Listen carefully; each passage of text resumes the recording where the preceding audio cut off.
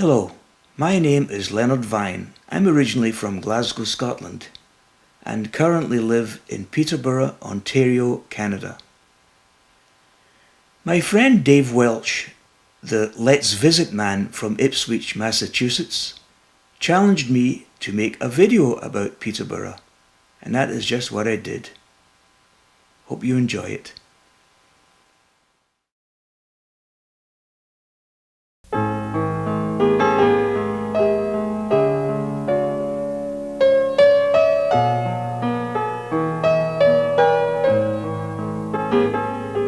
The city of Peterborough, which has a population of 75,000, lies 75 miles northeast of Toronto, on the Otonabee River.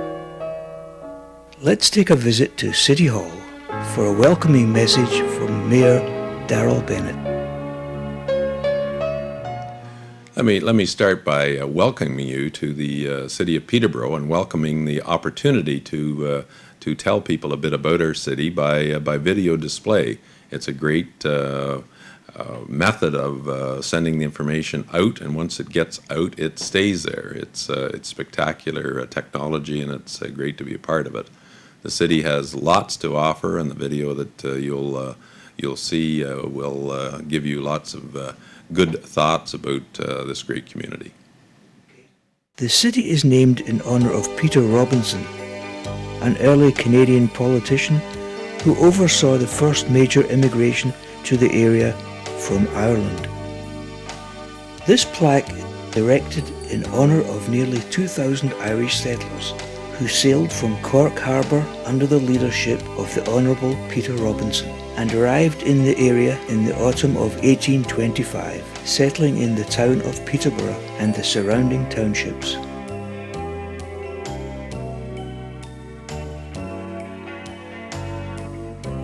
The Otonabee River flows into Little Lake in downtown Peterborough.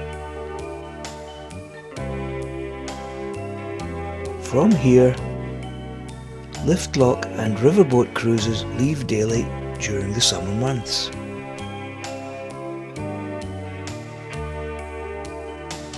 Here we see the riverboat in dock beside Little Lake Marina.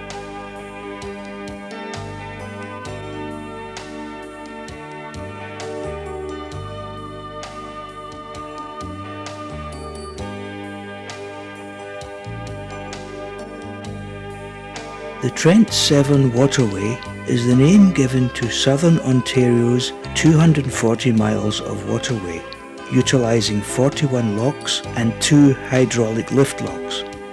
The waterway, consisting of a series of rivers, lakes and man-made canals, winds its way through 4 regions. From Lake Ontario we have the Trent region in the east, the Kawartha region, where Peterborough is located, the Simcoe region, and the Severn region, which opens into Georgian Bay.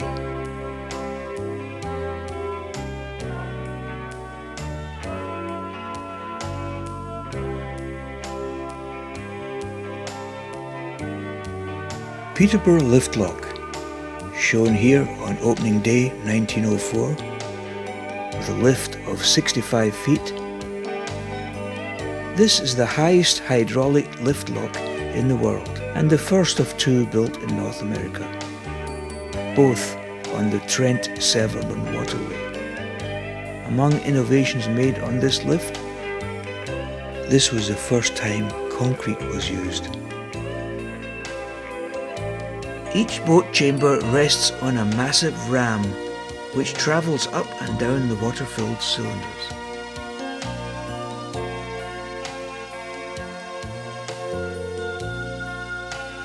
The lift lock was designed to lift boats over a considerable height in a shorter period of time than has been possible with the more conventional locks at the time. There goes one of the daily lift lock and riverboat cruises.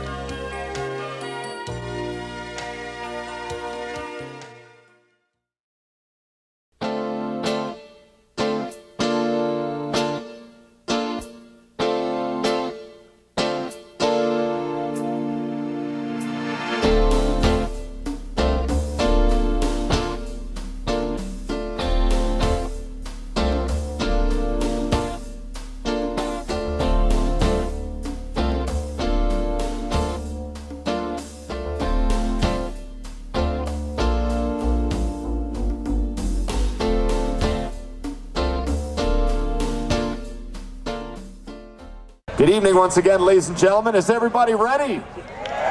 Yes? My name is Bill Porter from Energy 99.7 and Country 105. We are proud supporters of this year's 25th anniversary of the Little Lake Music Fest, and I'm proud to introduce you to the Peterborough Pop Ensemble. Barbara Monahan, a prolific composer and arranger and the director of the ensemble, has provided the group with some of its most popular repertoire, some of which you're going to get the pleasure of hearing tonight. And the ensemble performs concerts supporting local charities, and they also celebrate the way that music brings us all together universally over time and place. Now, it has been said, ladies and gentlemen, that no other group supports their community as much as this small, dynamic ensemble. And tonight, they are thrilled to be here at the Little Lake Music Fest and performing for you live. Ladies and gentlemen, put your hands together. Here they come, the Peterborough Pop Ensemble.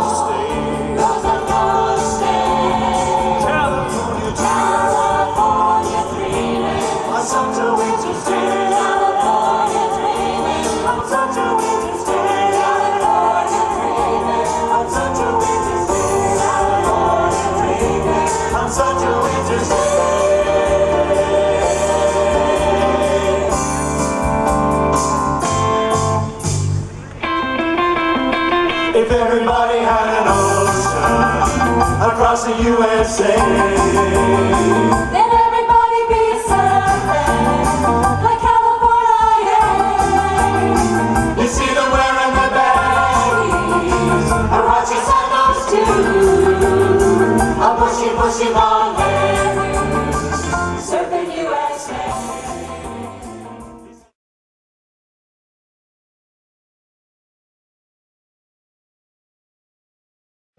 The Canada Day Parade, held on July the 1st, is quite a simple affair compared to an American 4th of July parade, particularly in a small town like Peterborough.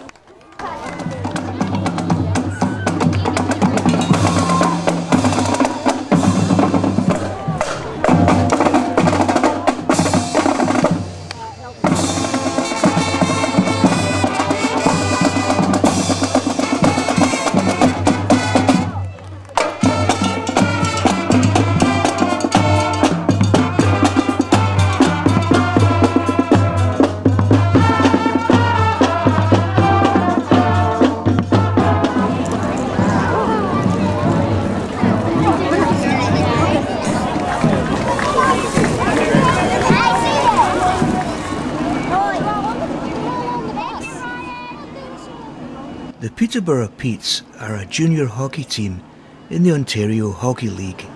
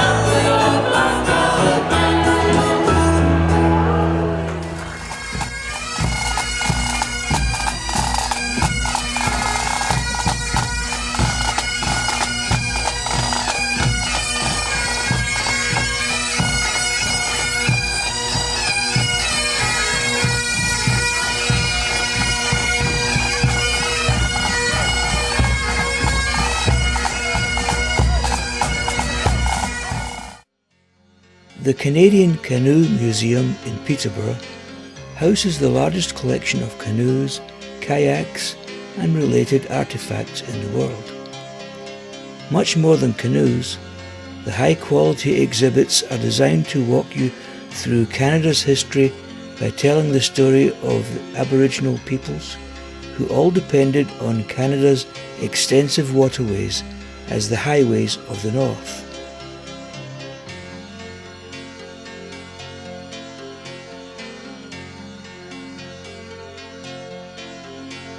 "5 miles north of Peterborough lies Lakefield College School. It was here that 17-year-old Prince Andrew spent 6 months in 1977 as an exchange student from Gordonstown School in Scotland. There I was the headmaster at Lakefield College School from 70 to 85, and Prince Andrew came to the school in 77. And when he was leaving, the village of Lakefield gave him this canoe, which is exactly like this one. This was built second. This canoe was built just after his canoe was built by Walter Walker. That actually belongs to John Jennings. Yeah. But so I was there when it was presented to him, and since that time I paddled 5 Arctic rivers with Prince Andrew, so it's been a good relationship. Prince Andrew paid a visit to Lakefield College on November 2012 when he was appointed honorary chairman of the Lakefield College School Foundation.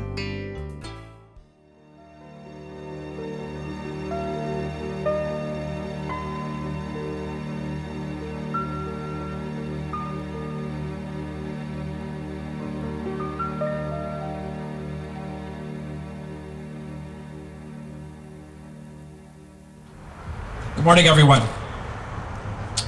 10 years ago today was a day just like this one. It was bright, the sky was blue. I know for you, many of us, we started that day in a very routine fashion. For me, it was to say goodbye to my wife Karen in the morning before I went to work, to give my son, who was then 3, Braden, a hug, and my daughter then, who was 1, her hug. And the last thing that Karen said to me, he said, "Jeff, give me a call at lunchtime because we'll make some plans for this evening." As the people of New York were going through the same routine that morning, 441 emergency responders and thousands of others.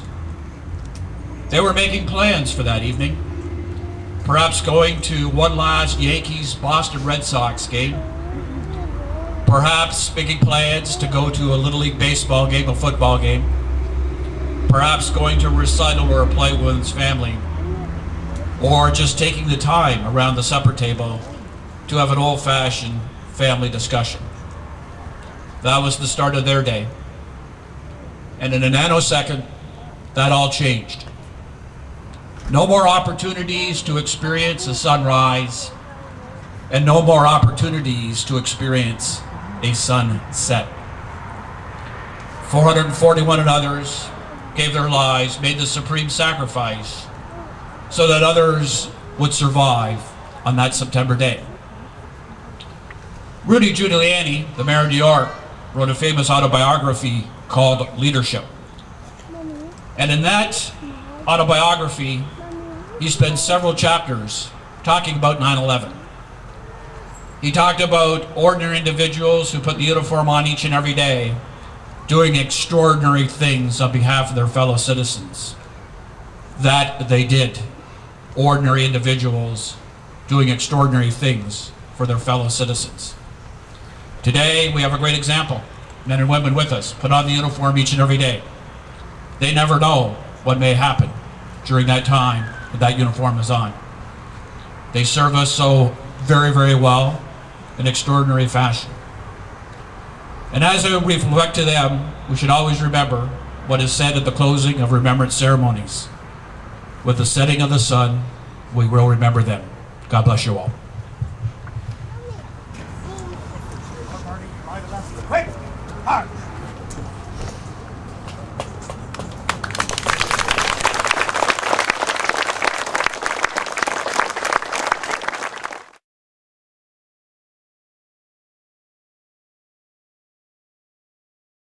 This pumper is the first gasoline-powered pump. In other words, a pump that pumps the water. It's the first gasoline-powered pump that the city of Peterborough owned. It was built for the city back in 1927 by the France company. It was in service for about 20 to 25 years, and then it was sold to the Baltimore Township Fire Department, and it was used for another additional 8 or 9 years there.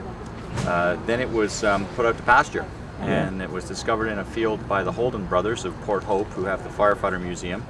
And they resurrected it, restored it, and we got wind of it, must be about 15 years ago now, I would guess, and indicated that we would be interested in buying it back if they ever were interested in selling it, and it happened that they were interested. So the Peterborough firefighters themselves, it's actually owned by the firefighters as opposed to the fire department. We raised the money to buy it, so that's how it came back to Peterborough. So Baltimore had it? Baltimore Township Fire Department. Okay. Yeah. So has it ever appeared in any period movies? No. Not to my knowledge. Actually, there may have been a movie in town that they used it for. Yeah, it's possible. I can't remember for sure. Yeah. Peterborough's annual Ribfest is always a popular event.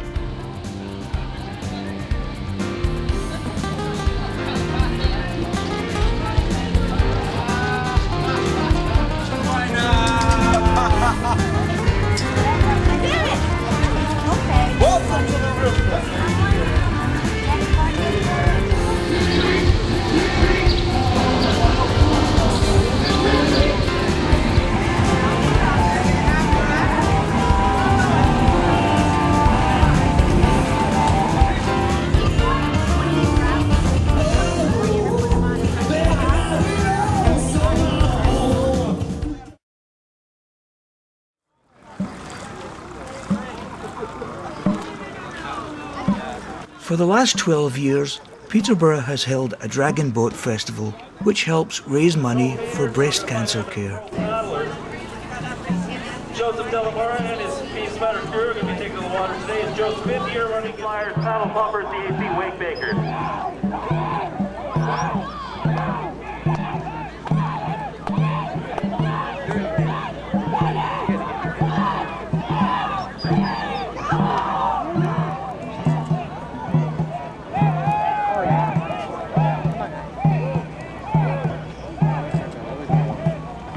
Number 20, Good Life Fitness. We're waiting for you to come down to the staging area, please. Good Life Fitness, come down to the staging area.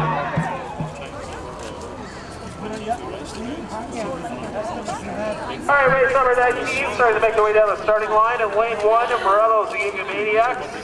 5th year, racing for Morello's, your independent grocer on Manchester Street East in Peterborough. The first 4 years.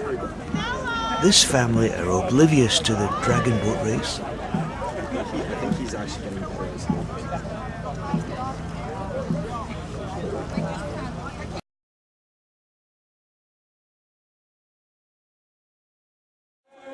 And you got me wanting you. Ba-da-da-da. Oh, honey. Ba-da-ba-da-ba-ba. Sugar, sugar. Ba-da-ba-da-ba-ba.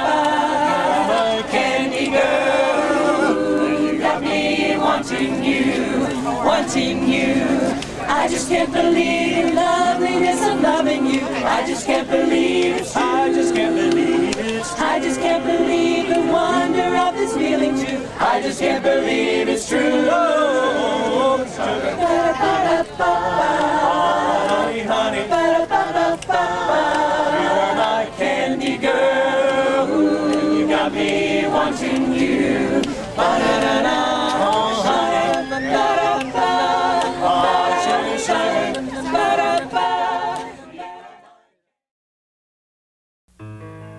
Hutchison House is one of the oldest limestone houses in Peterborough. It was built by volunteers in 1837 for Dr. John Hutchison, a native of Kirkcaldy, Scotland, and Peterborough's first resident physician. A tour guide gives us some background. The house was built in 1837 for Dr. John Hutchison and his family.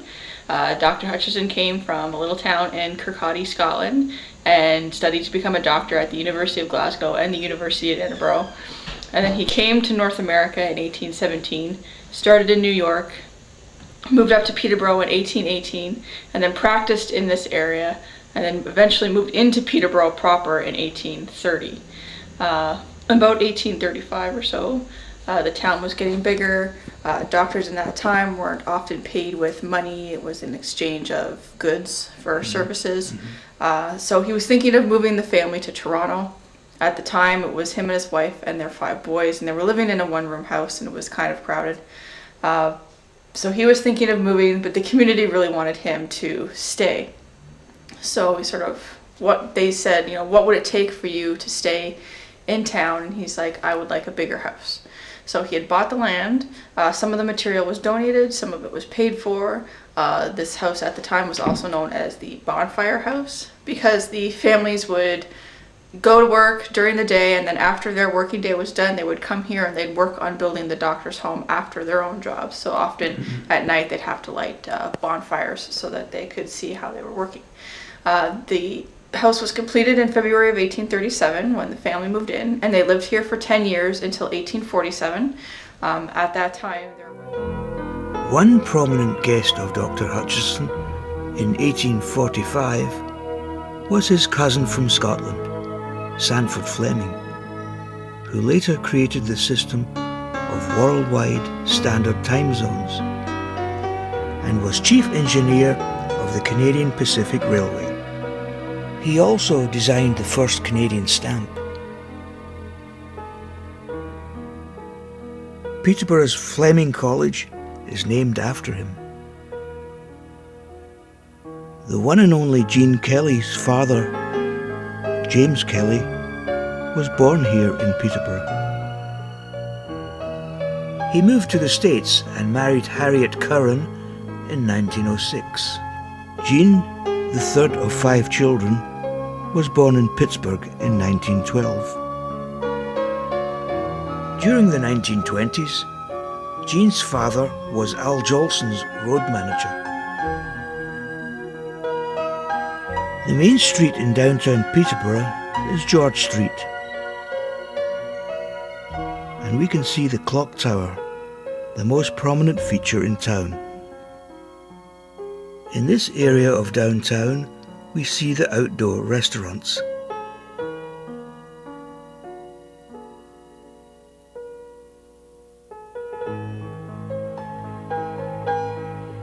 And finally, let's take a drive through the outskirts of Peterborough on this beautiful fall day.